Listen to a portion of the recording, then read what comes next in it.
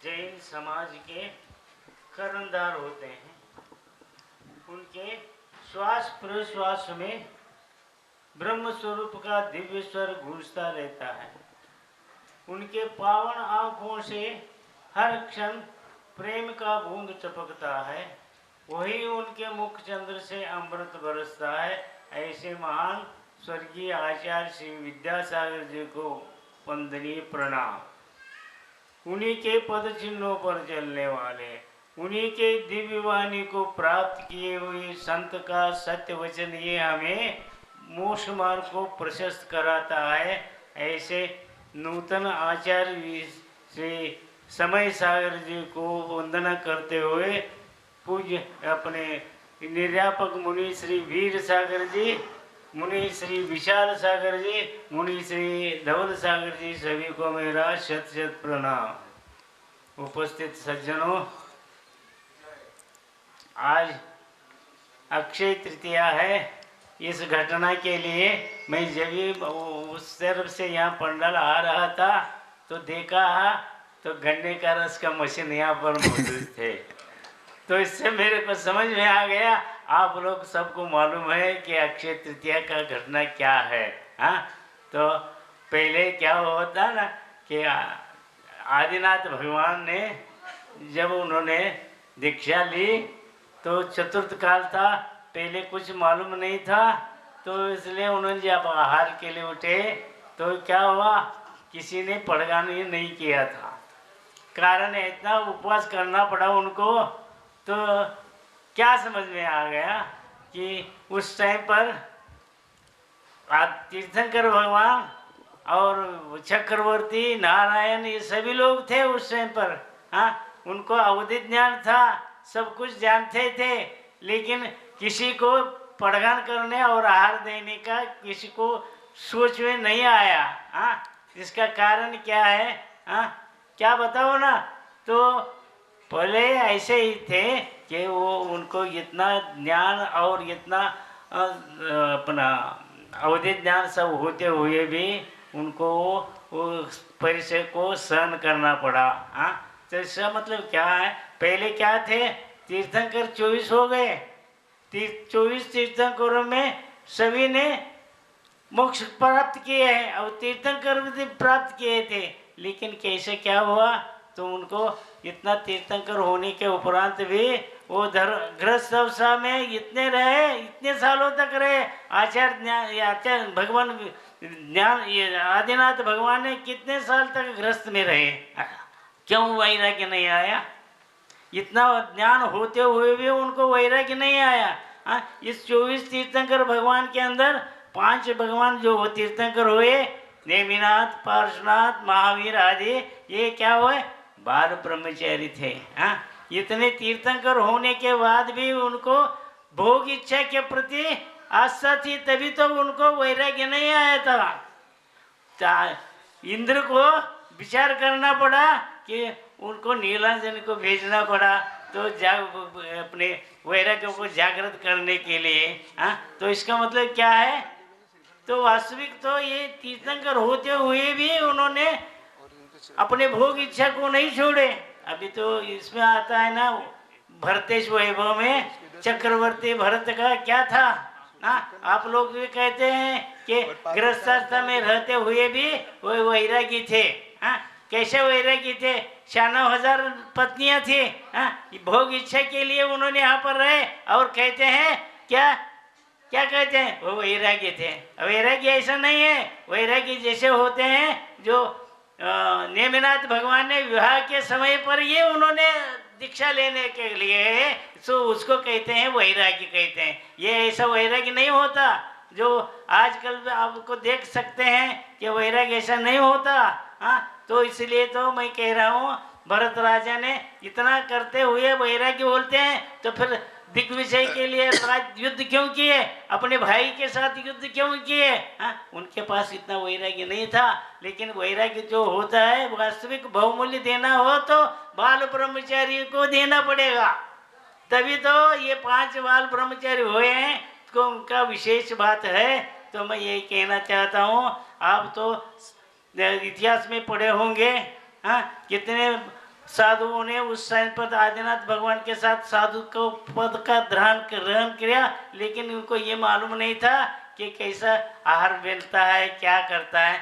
तो कई मुनि महाराजों ने क्या हो गए, उनको सहन नहीं हुआ, आहार के खूब जंगल में फल खाने लगे, पानी पीने लगे, ऐसे होते हुए ऐसे निकल गए। फिर बाद में जब ऐसा हो गया कि इंद्र को ऐसा स्वप्न पड़ा कि श्री राम से राजा के स्वप्न में आ गए कि अभी प्रधान भगवान का प्रधान करो, तब वो उनका आज का दिन उनको इक्षु का मतलब गन्ने का रस का आहार प्रदान के लिए।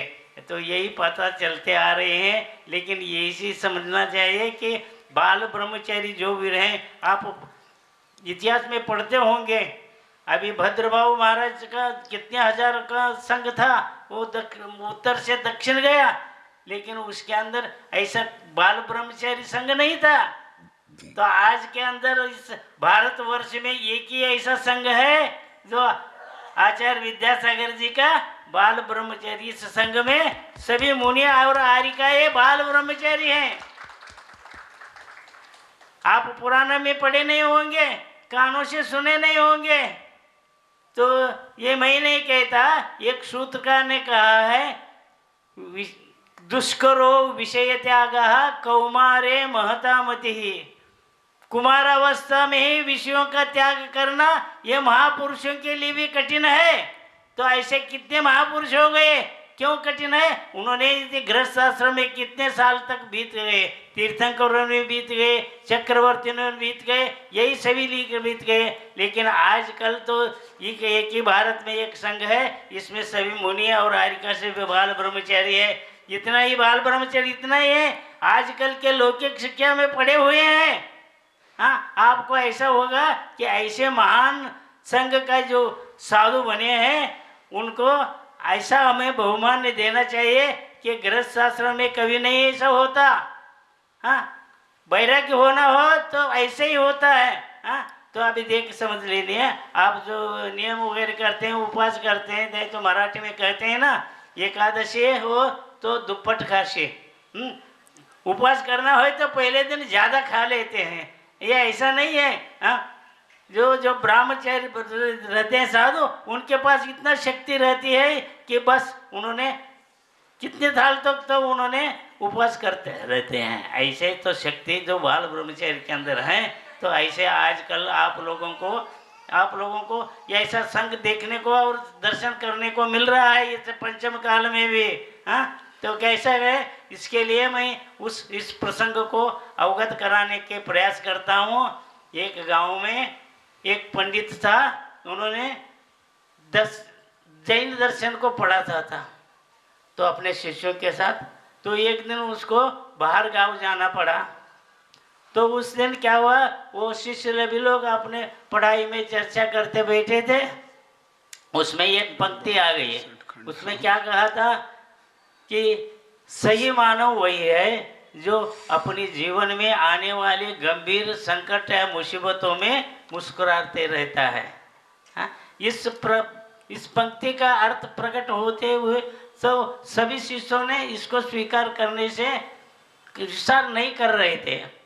तो दूसरे दिन पंडित जी आ गए, तो शिष्य ने जाकर उनसे कहा कि पंडित जी, हमने कल चर्चा कर रहे थे, उस समय पर ऐसा का पंक्ति आ गई, उसमें कहा था कि जो सही मानव जो है वो गंभीर मुसीबतों में भी मुस्कुराता रहता है, ऐसे परिस्थिति में कैसा संभव है? तो उन्होंने अपने मुख से चश्मा उतारा और विचार पूर्वक भावभंगी के साथ कहा कि इस प्रश्न का उत्तर देने में समर्थ नहीं हूँ, क्योंकि सत्य बात तो यह है कि जब मैं मुसीबत में रहता हूँ तो मैं मुस्कुराना भूल जाता हूँ। तो इसी बात को लेकर सभी लोग चिंता कर रहे हैं और गहन विचार कर रहे हैं। सब सन्नाटा फैल गया। कुछ मिनटों के बाद पंडित जी कहते हैं, बहरहाल मैं एक ऐसा संघ को जानता हूँ, ऐसा एक आचार्य को जानता हूँ, अभी वो स्वर्गवास हो गए हैं आचार्य विद्यासागर जी, उनके संघ में अभी नए नूतन समय सागर जी हैं, उस संघ में आप जाओ, वहाँ पर आपको इस प्रश्न का उत्तर मिलेगा। हाँ, सभी लोग क्या कहे तो ठंड का समय था, बहुत ठंडी पड़ रही थी, तो सभी लोग क्या कहे यहाँ कुंडलपुर जाने का है भाई। हाँ, तभी तो हमको मिलेगा वहाँ पर अच्छे तरह से जिज्ञासा का फल मिलेगा। तो वो सभी लोग अपने अपने गर्म कपड़े पहन लिए और निकल पड़े। हाँ, जाके देखते हैं तो पूरा संघ वहाँ पर विराजमान था। तो सभी सुबह सुबह सामायिक में बैठे थे, ठंड को इतना सहन कर रहे थे। वो देख के ये ताजुब हो गए, कौन जो प्रश्न पूछने के लिए आए थे ना वो, तो वो क्या करने लगे, तो आ गए।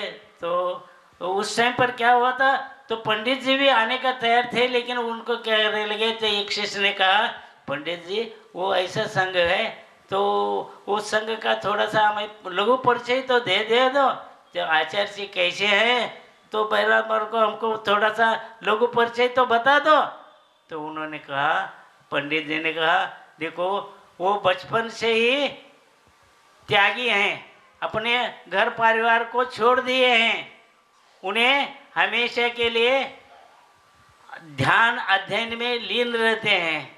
वो कभी किसी से लौकिक या हास्य परिहास्य या लौकिक आमोद प्रमोद से दूर रहते हैं, उन्हें कोई का शौक नहीं है, वो कभी उदास भी नहीं रहते, हमेशा उनके होंठों पर एक मुस्कान खिली हुई रहती है। ऐसे कमाल का साधु है, तो वहाँ पर जाके आपका प्रश्न का उत्तर अच्छे तरह से समझ लेना। तो गए, तो सभी लोग तो दर्शन करके अपने अपने स्थान पर बैठ गए।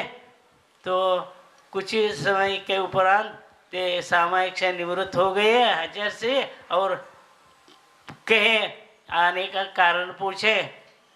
तब एक शिष्य ने खड़े होकर हिचकिचाते हुए कहा कि आत्मा विभूति महाराज कि अपने एक पंक्ति में अपने को एक ऐसा पंक्ति आ गई थी, उसमें कहा था कि सही मानव वही है जो गंभीर मुसीबतों में भी मुस्कुराता रहता है। ये कैसा संभव है महाराज, हमको बताइए। तो महाराज ने मुस्कुराते कहा देखो मेरा अभी लगभग 60 साल का उम्र है। हाँ, इस मेरे जीवन में इस तमाम उम्र में मैं ये कभी नहीं जाना कि मुसीबत क्या वस्तु का नाम है। प्रभु हमेशा दयालु है, उन्हें मुझ पर अपनी कृपा दृष्टि हमेशा रखे हैं, हमें हमारा रक्षा करते हैं। ऐसे साधु हमें भगवान को हमको ज्ञान दिया है। तो मैं आपको इतना ही छोटे से संकेत में कहना चाहता हूँ कि 5 पाप जो है वो कैसे है, उसको उपमा के साथ दे रहा हूँ। कैसे हैं भाई? हाँ, तो कह रहे हैं कि उपमा कैसे देते, 5 पाप वो कैसे हैं। तूफान, इच्छा क्या है, तूफान जैसा है, लालच भंवर जैसा है, अभिमान चट्टान जैसा है, मोह हिमस्खलन है, अहम ज्वालामुखी है। ये सब देख के कहने के बाद आपको उन्होंने कहा कि पहले आप इच्छा को छोड़ दो, अपने दिमाग से निकाल के फेंक दो, फिर बाकी के जो भी है उस विकल्प विकृतियों से आप बच मुक्ति हो जाएगी आपकी। तो इतना सुनकर सब वो गदगद हो उठे और क्या कहने, जयकार करने लगे। तो हम भी आज जयकार करें कि आचार्य समय सागर महाराज की जय, विशाल सागर महाराज की जय, धवल सागर महाराज की जय। बोले मुनि श्री उत्कृष्ट सागर जी महाराज की। तो ऐसे आजकल को आपको इस कली काल में भी ब्रह्मचारी साधुओं का दर्शन आपको मिल रहा है। तो हमको ज़्यादा से ज़्यादा उनको बहुमूल्य देना चाहिए। हाँ, इसीलिए तो मैं कह रहा हूँ आज तो अक्षय तृतीया है, तो कितने जैसे आदिनाथ भगवान ने कितने जो परिचय सहन किया, ऐसे भी आज भी ये साधुओं ने परिचय को सहन करते हैं। ऐसे महान साधुओं को आपको दर्शन का लाभ मिल रहा है। यही बात समझकर मैं आपको दो बातों से विराम लेता हूँ। यही बात मेरे भगवान के आदिनाथ भगवान की जय। आइए इस